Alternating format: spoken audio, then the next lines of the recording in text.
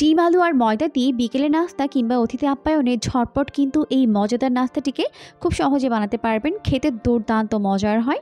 তৈরি করতে কোনোই ঝামেলা নেই। খুব সহজে যে কেউ তৈরি করে ফেলতে পারবেন।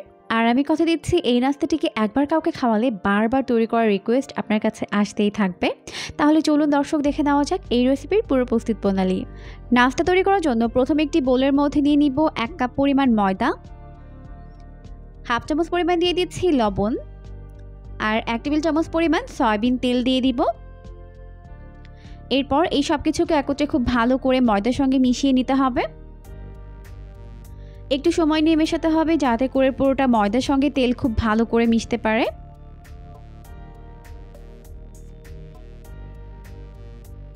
তো ভালো করে মিশিয়ে নিয়েছি। এরপর আমি এর মধ্যে অল্প অল্প করে নর্মাল তাপমাত্রার পানি দিয়ে এটাকে মেখে নিব। তবে চেষ্টা করবেন এখানে পানি একবারে না দিয়ে অল্প অল্প করে দিয়েই মিশিয়ে নিতে, এতে করে ডোটি একদম পারফেক্ট হবে। তো একটু সময় নিয়ে ডোটিকে খুব ভালো করে সফট করে মেখে নিয়েছি, দেখতেই পাচ্ছেন। এখন এই ডোটিকে 10 মিনিটের জন্য রেস্টে রেখে দিব। এতে করে ডোটি ভালোভাবে সেট হয়ে যাবে। যাতে উপরটা ড্রাই না হয়ে যায় এই জন্য অল্প একটু সয়াবিন তেল লাগিয়ে দিলাম। এরপর ঢেকে রেখে দিচ্ছি 10 মিনিটের জন্য। এরপর চলে এলাম পরবর্তী স্টেপে। তো এখানে আমি নিয়েছি 4টি সিদ্ধ আলু। আমি এখানে মাঝারি সাইজের আলু নিয়েছি। আপনারা যদি বড় আলু নেন সেক্ষেত্রে 2টাও নিতে পারবেন। এরকম করে কেটে নিয়েছি আর নিয়েছি একটি সিদ্ধ ডিম। এখন এগুলোকে ম্যাশ করে নিব। এরপর চুলায় একটি প্যান বসিয়ে দিয়েছি, দিয়ে দিলাম প্রায় 3 টেবিল চামচ পরিমাণ সয়াবিন তেল। এখন দিয়ে দিচ্ছি 1/4 কাপ পরিমাণ পেঁয়াজ কুচি, অর্থাৎ 4 টেবিল চামচ পরিমাণ। এরপর পেঁয়াজগুলোকে হালকা গোল্ডেন ব্রাউন করে ভেজে নিতে হবে। তো পেঁয়াজগুলোকে গোল্ডেন ব্রাউন করে ভেজে নেওয়ার পর এখন এর মধ্যে দিয়ে দিচ্ছি 1 চামচ পরিমাণ আদা রসুন বাটা দিয়ে ভালো করে আমি এটাকে কষিয়ে নিচ্ছি। যাতে মশলা পুড়ে না যায় এজন্য অল্প একটু পানি দিয়ে দিব। এরপর এর মধ্যে গুঁড়া মশলাগুলোকে অ্যাড করে দিব। প্রথমে দিয়ে দিলাম খুবই সামান্য পরিমাণে হলুদের গুঁড়া, হাফ চামচ পরিমাণ দিয়ে দিলাম লাল মরিচের গুঁড়া দিয়ে ভালো করে মিশিয়ে নিলাম। এখানে আমি অ্যাড করেছি হাফ চামচ পরিমাণ জিরার গুঁড়া আর খুবই সামান্য পরিমাণে গরম মশলার গুঁড়া। এটি স্কিপ হয়ে গেছে তাই বলে দিলাম, অবশ্যই অ্যাড করে নেবেন। আর স্বাদ মতো লবণ দিয়ে দিলাম। আবারও একটু পানি দিয়ে মশলাটিকে ভালো করে কষিয়ে নিচ্ছে। কষিয়ে দেওয়ার পর যখন এরকম তেলটা উপরে ভেসে উঠবে তখন আমি এর মধ্যে আগে থেকে সিদ্ধ করে ম্যাশ করে নেওয়া আলু দিয়ে দিচ্ছি। এরপর ডিমটিকে হাতের মধ্যে নিয়ে এইভাবে একটু ক্রাশ করে দিলাম। এরপর সব কিছুকে একত্রে ভালো করে মিশিয়ে নিতে হবে। সব কিছুকে ভালো করে মিশিয়ে নিয়েছি। এখন কিন্তু আমাদের নাস্তার পুরটা একদম রেডি হয়ে গেছে। এরপর আমি এটাকে একটু সাইডে রেখে দিচ্ছি। আর এদিকে আমাদের ডোটি কিন্তু 10 মিনিট পর ভালোভাবে সেট হয়ে গেছে। এখন আমি এটাকে আবারও ভালো করে একটু মেখে নিচ্ছি। এরপর এই ডোটিকে 2টি ভাগে ভাগ করে নিব। এখন অপর একটি ভাগ রেখে একটি ভাগ আমি হাতের মধ্যে নিয়ে এরকম গোলাকার শেপ দিয়ে নিলাম। এরপর আমি এটাকে বেলে নিব, তাই বেলার সুবিধার্থে এভাবে একটু ময়দা ছড়িয়ে দিলাম। এখন এটাকে বেলে নিচ্ছে।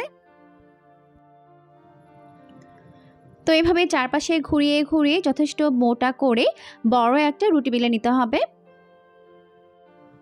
এই রুটির লেয়ারটা কিন্তু খুব বেশি পাতলা হবে না, কিছুটা পুরু থাকবে, মোটা থাকবে। তো বেলে নিয়েছে। এরপর আমি এর উপর থেকে আগে থেকে তৈরি করে নেওয়া পুরটাকে এভাবে দিয়ে দিচ্ছে। তো আমি এখান থেকে অর্ধেকটা পরিমাণে পুর দিয়েছি, দিয়ে এভাবে স্প্রেড করে দিচ্ছে। তো চারপাশে সমান করে লাগিয়ে নেওয়ার পর এখন আমি এটাকে এইভাবে রোল করে নিচ্ছে। দেখতেই পাচ্ছেন আমি এটাকে কিভাবে করে নিচ্ছে। তো এরকম করে রোল তৈরি করে নিয়েছে। এখন আমি এটাকে কেটে নিব। তো প্রথমে পাশের এই অসমান অংশটিকে কেটে বাদ দিয়ে দিলাম। এরপর আমি এটাকে এইভাবে করে পিস করে কেটে নিচ্ছে। আর এভাবে আমি বাকি রুটিটিকে বেলে এভাবে নাস্তার শেপ বানিয়ে নিব। তো এই পর্যায়ে আমাদের সবগুলো নাস্তার শেপ বানানো হয়ে গেছে। এখন এগুলোকে ফ্রাই করে নিব। এরপর চলে এলাম পরবর্তী স্টেপে। তো এখানে একটি বোল নিয়েছি। এখন এই বোলের মধ্যে দিয়ে দিচ্ছি 3 টেবিল চামচ পরিমাণ ময়দা আর কিছুটা পানি দিয়ে এটাকে ভালো করে মিশিয়ে নিতে হবে। মিশিয়ে একটি ব্যাটার তৈরি করে নিতে হবে। তো অল্প অল্প করে পানি দিয়ে ভালো করে মিশিয়ে আমি এরকম একটি ব্যাটার তৈরি করে নিয়েছি। এরপর আমি এটাকে একটি সাইডে রেখে দিচ্ছি। এখন আমি নাস্তাগুলোকে ফ্রাই করে নিব, তাই চুলায় একটি প্যান বসিয়ে দিয়েছি। যথেষ্ট পরিমাণে সয়াবিন তেল দিয়ে তেলটিকে ভালোভাবে গরম করে নিয়েছি। এরপর একটি একটি করে নাস্তার শেপ নিব। এরপর এই ব্যাটারের মধ্যে এভাবে ডুবিয়ে তেলের মধ্যে দিয়ে দিব। এতে করে কিন্তু নাস্তাগুলো ভাজার সময় পুরটা বের হয়ে যাবে না। একটি একটি করে একবারে যতগুলো ধরে আমি দিয়ে দিব, আর বাকিগুলোকে পরের ব্যাচে ভেজে নিব। আর অবশ্যই নাস্তাগুলোকে মিডিয়াম আঁচে ভাজতে হবে, এতে করে ভেতরে এবং বাইরে ভালোভাবে কুকড হতে পারবে। তো মিডিয়াম আঁচে প্রায় 2 মিনিটের মতো একটা সাইড ভেজে নেওয়ার পর এখন এটাকে উল্টে দিচ্ছি অপর পাশটিকে ভেজে নেওয়ার জন্য। তো এভাবে উল্টে পাল্টে নাস্তাগুলোকে দুইটা সাইড গোল্ডেন ব্রাউন করে ফ্রাই করে নিব। এই পর্যায়ে আমাদের নাস্তাগুলোকে দুইটা সাইড গোল্ডেন ব্রাউন করে ভেজে নেওয়া হয়ে গেছে। এখন আমি এগুলোকে ভালোভাবে তেল ছড়িয়ে তেল থেকে উঠিয়ে নিচ্ছি। তো এই নাস্তাগুলোকে আমি ভেজে নিয়েছি, এখন উঠিয়ে নিচ্ছি। আর বাকি নাস্তাগুলোকেও সেমভাবেই ফ্রাই করে উঠিয়ে নিব। দেখতেই পাচ্ছেন কতটা বেশি ইয়াম্মি হয়েছে লুকটা।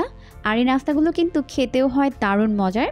তো এই পর্যায়ে আমাদের সবগুলো নাস্তা ফ্রাই করে নেওয়া হয়ে গেছে। আমি এগুলোকে টমেটো সস দিয়ে সার্ভ করেছি।